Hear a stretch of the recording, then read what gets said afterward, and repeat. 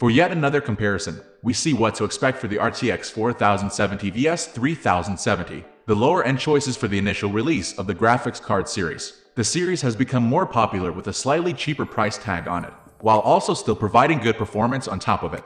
For release dates, the RTX 3070 has been around for a couple of years now. It launched in October 2020, a bit further down the line from the 20 series launch. Although plagued with a GPU shortage, there was much stock of the card, with many not able to buy the card, but now there has been some improvement. Whilst the RTX 4070 is rumored to launch at the end of 2022, if not early 2023, as there has not been any confirmation and possible delays from current overstock. Even with that, we can compare what we know so far to know what to expect from your next best graphics card.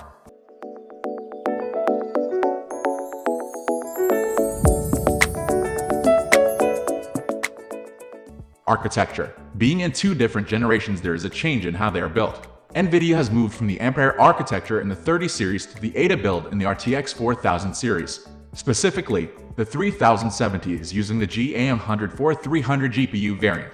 Built with Samsung's 8nm process, it is a die of 392 featuring 17.4 billion transistors, whilst the 4070 is likely an ADA104-275 GPU variant. Based on TSMC's 5nm process, it has a die size 300 with yet an unknown transistor. Although it is likely the newer chip will contain more, with a more compact build possible, it could fit more in. CUDA cores. Compute Unified Device Architecture is Nvidia's parallel processing system. It is an ecosystem to improve the processing of graphics on the card. It allows for the GPU cores to work together, splitting the workload and improving the speed of processing with what it can achieve. Although we can compare the numbers available, the efficiency, and how it works change between the generations.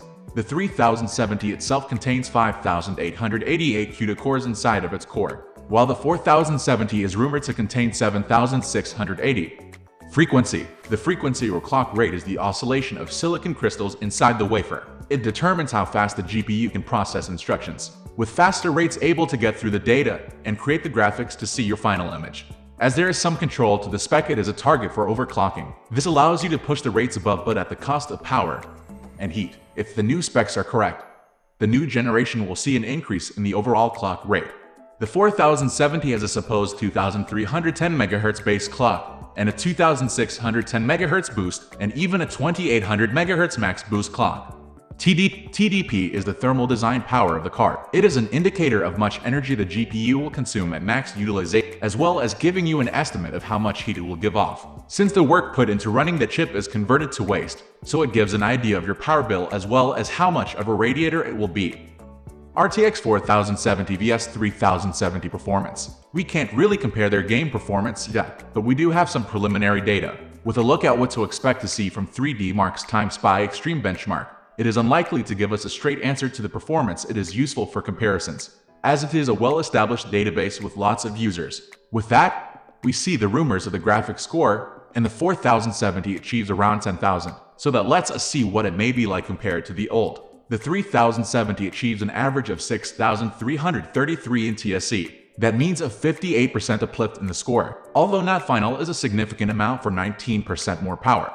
Price comparison. Comparing the RTX 4070 vs 3070 on the price, we have to do some speculation on it, as it is one of the last things to be confirmed on the card. So we look back at what previous offerings have to offer and likely increase above that. But the RTX 3070 initially came out with an MSRP of $499 USD/PS 460. Thank you everyone for watching us till the end. It would be a great pleasure for us if you are a little help with this video. Comment us below.